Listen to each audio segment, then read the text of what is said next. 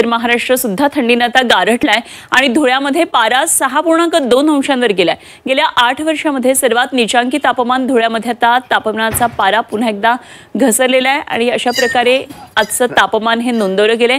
धुळे शहराचं नोव्हेंबर महिन्यामध्ये तापमान 8 वर्षांच्या या सर्वोच्च नीचांकी नोंदवला गेलेला आहे आणि तापमानामध्ये मोठी घट झाली आहे। थंडीमध्ये मोठ्या प्रमाणात वाढ झाली आहे। शीतलहर येण्याची भीती व्यक्त केली जाते। तर थंडीच्या प्रमाणात वाढ झाल्यानं जनजीवन सध्या विस्कळीत झालंय। अर्थातच लोक व्यायाम करतात आणि थंडीची भरलेली हुडहुडी घालवण्याचा प्रयत्न करतात। थंडी वाढली आहे त्यामुळे शहरातल्या पांझरा नदीकिनारी व्यायाम करणाऱ्यांची अशा प्रकारे ही गर्दी वाढू लागली आहे।